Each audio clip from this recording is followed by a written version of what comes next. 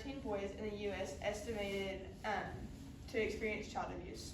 550,000 children known by authorities is to be abused, and with the rate of abuse from a history of abuse is about 6 times higher than the general rate.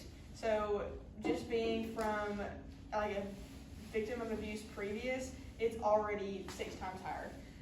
So why? Why is this a growing problem?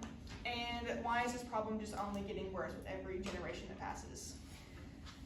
We all know someone who has experienced this in their life, or just has that emotional response to just distance themselves from others. And this is not a rare thing. This is growing all around us. Okay.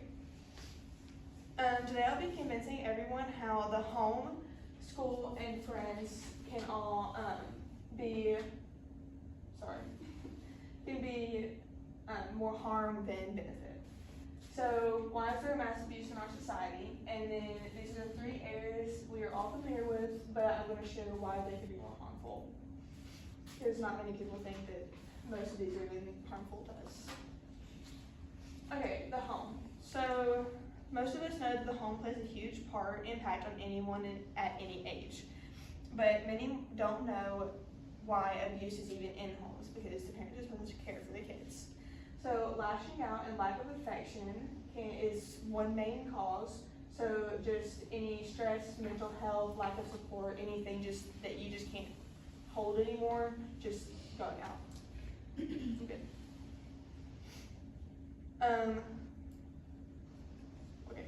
One major recent cause of verbal abuse is a result of COVID, because we had to stay home. Everyone was cooped up in their house. So staying home, stress skyrocketed. So don't even look at any of the other countries. Just the fact that the United States is the highest rate for difficult to cope with alone during the pandemic. So it was just the highest stress level.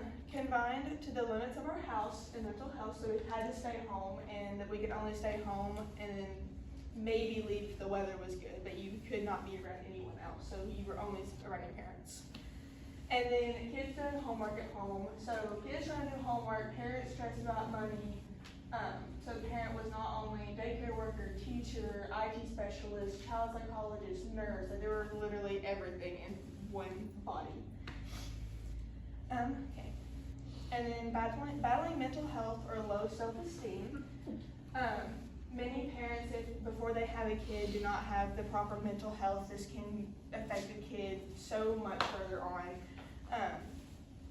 Or they just tend to focus on other things and not even the kid, which causes the kid to just not have anyone to play with, no social interaction.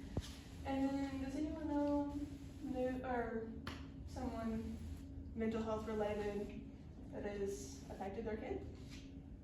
I'm good. Tipsy Rose. This looks awful. Oh my gosh. Tipsy Rose's mother had Munchausen's, which basically is a psychiatric disorder where a person fakes illness to gain attention and sympathy. So she literally harmed her own kid just so she could get sympathy and get a free home and free stuff and all this other stuff. So that's one mental illness that can affect it. And then there was one very recently that I really saw on TikTok yesterday of a family who is a young mother who is doing the exact same thing to her kid. This is not, she was not the only one that did this. I think she has, I want to say 3 other kids, and this is her youngest. And she's been poisoning her baby to make it seem like she has a brain tumor, to make people feel bad for her on social media. So there's now an ongoing investigation about her, and everyone's saying that she also has Munchausen's, because this is the exact same thing that Gypsy Rose went through. Okay.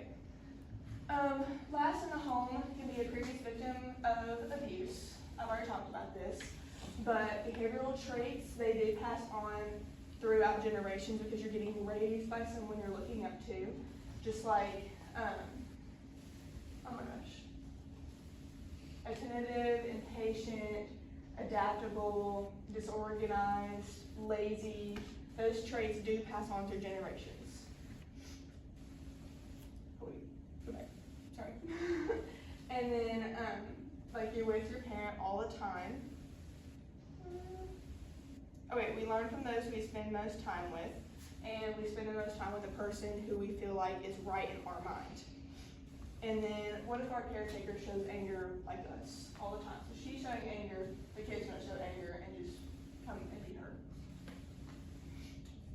Okay, children learning abuse in the home is most common, but it sadly cannot be avoided.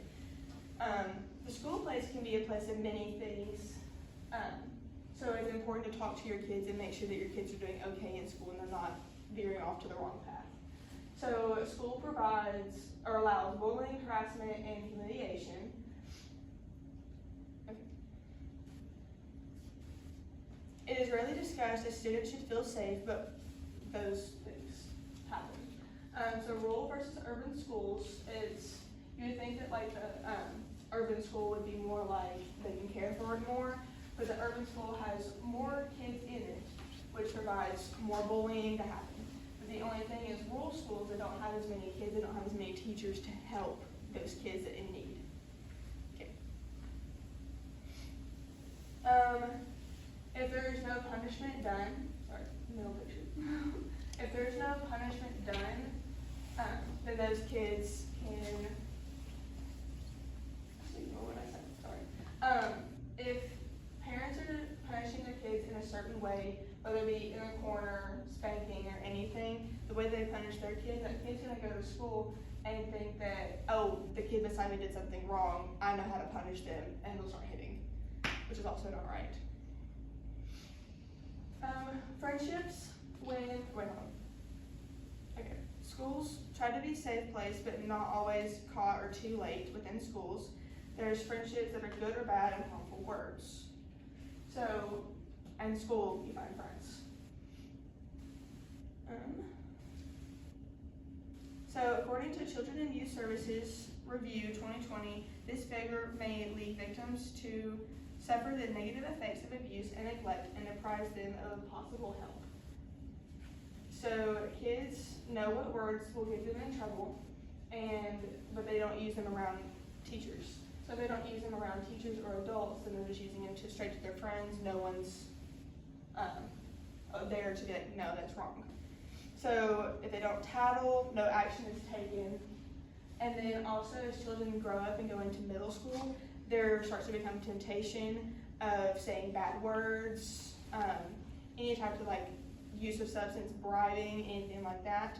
So, but the only thing is where that kid get it from. They got it from their family at home. So they picked up from parents and brought to school, and then it affects another kid. Okay.